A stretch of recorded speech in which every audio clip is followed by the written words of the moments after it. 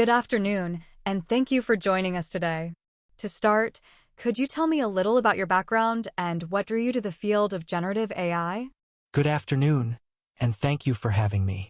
My background is in computer science with a focus on machine learning and natural language processing, NLP. I completed my master's in AI about 4 years ago, and during that time, I became fascinated by the potential of generative models, particularly after studying GANs and early transformer architectures like GPT-2. What drew me to generative AI is the creative aspect, the idea that machines can generate new content, whether it's text, images, or even music, based on patterns they've learned from data. I see it as a field where cutting-edge research meets real-world applications, and it has the power to transform industries like entertainment, marketing, and even healthcare. That's a great starting point. Can you tell me about a project you've worked on that involved generative models? What was the objective, and what challenges did you face? Certainly.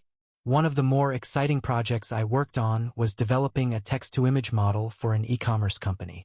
The goal was to generate realistic product images from written descriptions, which would help the company automate and expand its catalog for new product lines. We used a combination of a transformer-based text encoder and a GAN model for image generation.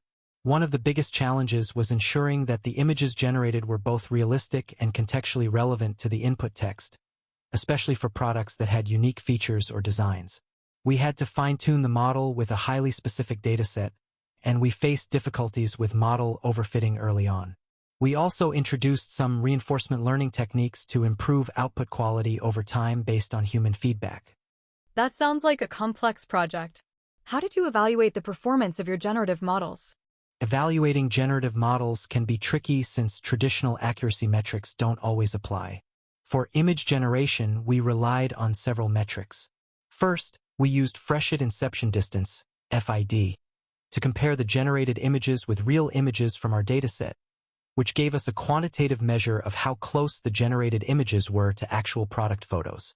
We also employed human evaluators to assess the quality and relevance of the images, especially since subjective judgment is critical in creative tasks.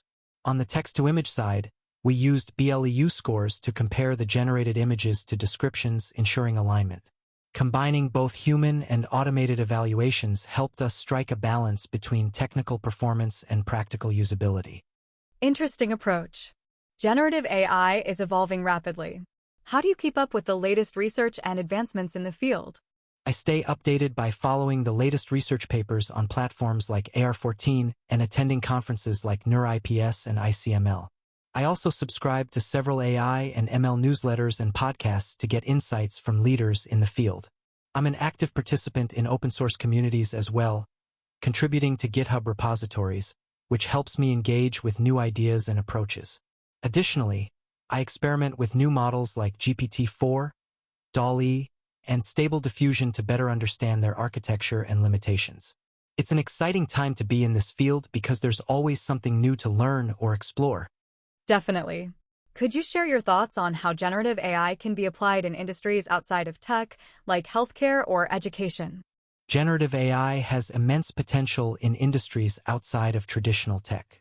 In healthcare, for example, I see Gen AI playing a role in generating synthetic medical data for training purposes, which can help overcome privacy concerns associated with patient data.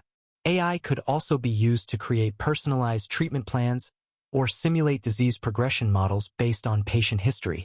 In education, generative models can be leveraged to create personalized learning experiences, from generating educational content like quizzes and interactive simulations to building AI tutors that adapt to a student's learning style and pace.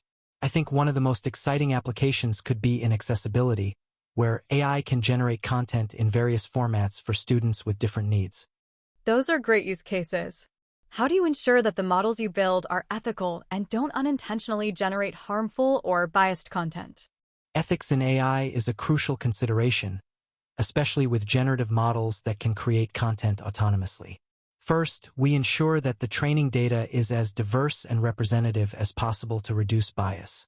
However, I recognize that no dataset is perfect, so we also implement post-processing techniques and filters to catch harmful or inappropriate outputs. Additionally, I believe in regularly auditing the model's behavior using fairness metrics and user feedback to monitor for potential biases. Transparency is another key factor.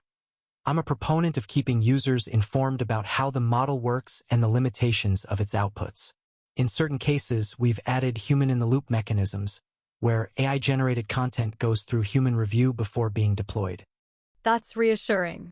Looking ahead, what trends in generative AI do you think will have the biggest impact in the next 5 years? One of the biggest trends I see is the increasing sophistication of multimodal models, which combine text, image, and even audio generation. Models like OpenAI's GPT-4 and DALL-E have already shown us the potential for generating creative and contextual outputs across multiple domains, and I believe this will expand. Another trend is the rise of fine-tuning models for specific industries and applications, which will make generative AI more accessible for businesses of all sizes. Lastly, I think responsible AI will become a central focus, with more emphasis on transparency, ethical AI usage, and tools that help developers control and monitor AI-generated content. As AI becomes more integrated into everyday products and services, responsible AI practices will play an even bigger role. That's an insightful perspective. Lastly, what excites you the most about working in generative AI? What excites me the most is the creative potential of generative AI. I love that we're at the intersection of machine learning and creativity, where we can not only analyze data but generate entirely new forms of content. The fact that we can build systems that help people bring ideas to life, whether it's in art, writing, design, or business, is incredibly motivating. I also think the collaborative aspect of Gen AI, where machines and humans work together to achieve something neither could do alone, is very exciting. Being part of a field that's pushing the boundaries of what's possible with AI keeps me inspired every day. Thank you for such thoughtful and detailed answers. We really appreciate your time and insight. We'll be in touch with you soon. Thank you for the opportunity. I look forward to hearing from you.